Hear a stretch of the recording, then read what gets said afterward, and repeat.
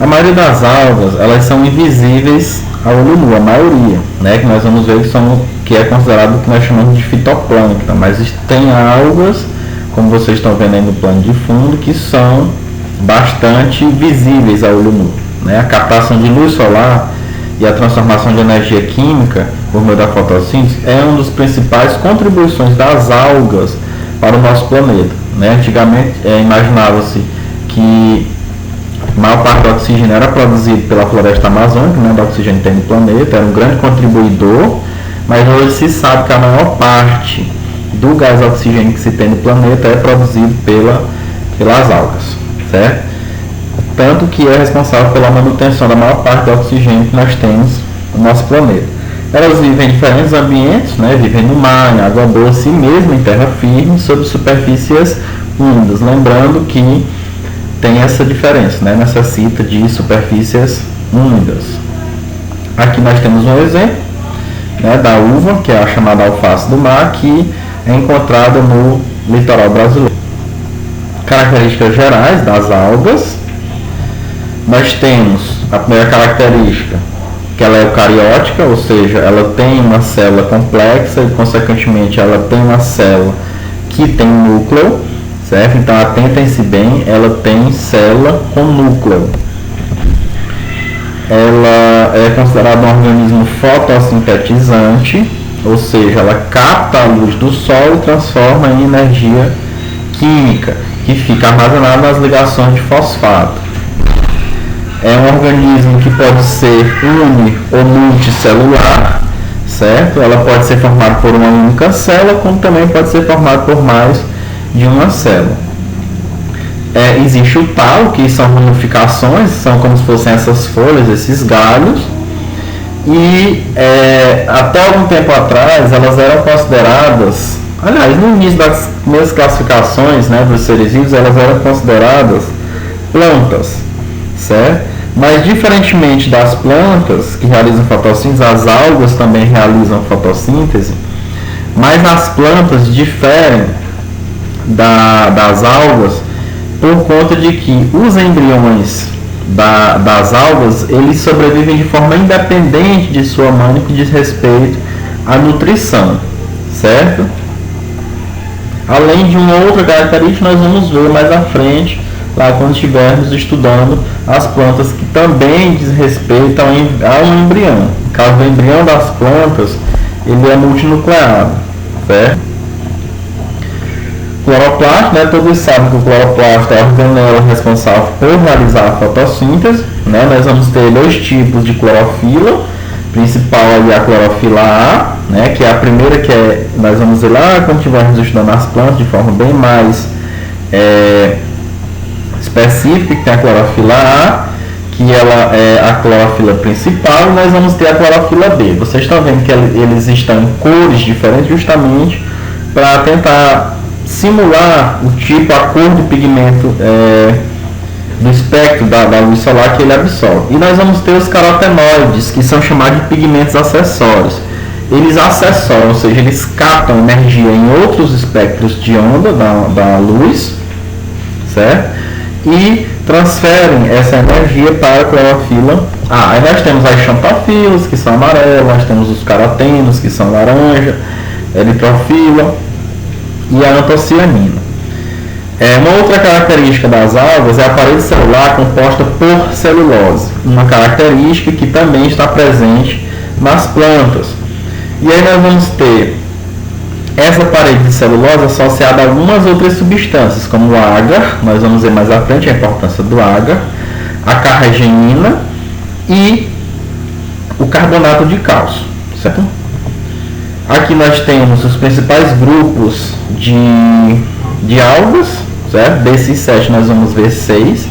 Tem o tipo, a organização, né, celular, se é uni ou multicelular, é bom que vocês se atentem para isso. O tipo de clorofila, vocês estão vendo que todas as algas possuem a clorofila A e um pigmento acessório. No caso, por exemplo, das clorófitas, nós vamos ter o caroteno e a xantofila. Substância de reserva, ou seja, cada um desses seres vivos, no caso das algas, eles têm uma substância de reserva muito semelhante ao que ocorre nas plantas, e o componente da parede celular também difere, certo?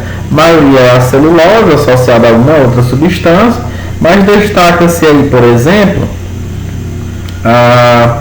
as euglonófitas, que não possuem parede celular, a bacilariófita, que é composta pelo dióxido de silício, certo? E aí nós vamos ver a importância desse dióxido de silício, certo? Então, a diversidade das algas, né, estima-se que haja entre 27 a 36 mil espécies de algas no planeta, e isso é só uma estimativa, né, pode ter bem mais ou bem menos, né? Então, as algas microscópicas, juntamente com os protozoários, larvas e diversos outros microcrustáceos, formam o que a gente vai chamar de plânctons. Aqueles que realizam fotossíntese, nós chamamos de fitoplâncton.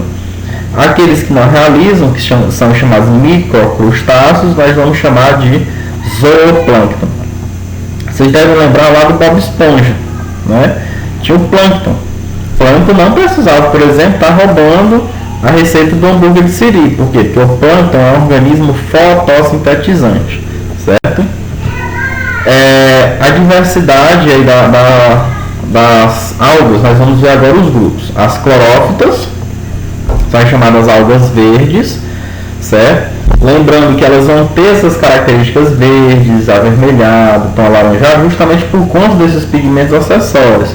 Então, as algas verdes, né, vivem no mar, geralmente no mar, na água doce ou superfícies úmidas, formam o que nós chamamos de limo, né, que são películas esverdeadas e escorregadias.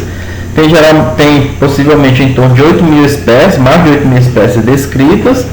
São espécies unicelulares, dotadas de um flagelo, né, que permite a locomoção. Elas podem viver de forma em colônias, né, agrupar-se em colônias, são multicelulares, e um corpo filamentado, certo? Em forma de lâmina. Podem viver também associados a fungos, no caso nós temos os líquens, que é como se fosse um lodo, ou podem viver também em relação de endossimbiose, né, quando vivem dentro de animais aquáticos. Aqui nós temos um exemplo de uma alga verde, né, como no litoral do Brasil, que é o Codium sp, certo? Parece galhos de uma árvore, mas é uma alga. As diatomáceas, né, são unicelulares, têm um comprimento em torno de 20 a 200 micrômetros, são bem minúsculos, né, o nosso olho não consegue visualizá-las. A maioria vive em águas frias, algumas de água doce. São recobertas por uma carapaça, que lá no finalzinho vou mostrar para vocês, chamada de frústula.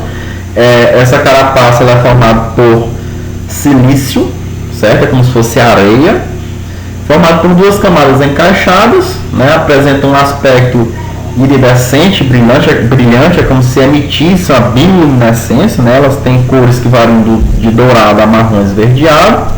A sua substância de reserva é o óleo, que permite com que ela flutue.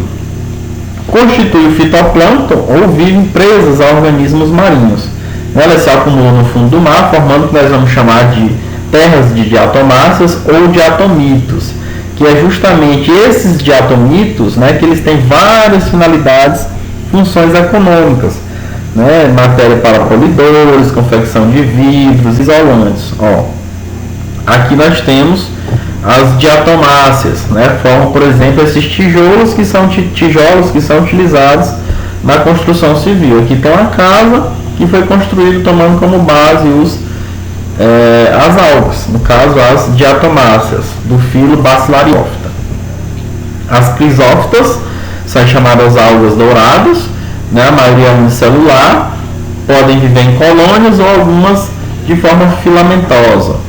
Essas espécies são marinhas e de água doce, possuem pigmento marrom amarelado, e no caso a sílica fornece um aspecto dourado, né? Algumas ingerem bactérias e outras partículas orgânicas como forma de nutrição, principalmente aquelas que não são fotossintetizantes, né? E algumas não têm parede celular. Percebam aqui como ela é, certo? Uma micrografia de uma alga do gênero Dinobium. No caso das feófcias, também chamados de algas pardas, né? Todas são unicelulares e vivem no mar. Lembram caules e folhas de plantas e elas são das maiores, né? Elas podem chegar até mais de 40 metros do seu tamanho. Um exemplo aí é a floresta chamada de floresta das algas, ou floresta gigante de algas, chamada de kelps, que ocorre na costa da América do Norte. Já na costa brasileira nós temos um exemplo aí bem singular, que é o sargaço, certo? Exibem estruturas cheias de gás que auxiliam na sua flutuação. A sua cor vai de bege claro a marrom amarelado, né? Acumulam carbonato de cálcio na sua parede celular. Aqui mostrando algo chamado de sargaço, né? Que vive aí na costa brasileira, mas essa figurinha aí está mostrando algo que vive lá nas ilhas Açores. As rodópsias, ou algas vermelhas, maioria multicelular, abundante nos mares tropicais, né? Ocorre também na água doce, superfícies úmidas. Nós vamos ter aí cerca de 6.000 espécies descritas, né? A cor varia de vermelho até o roxo escuro.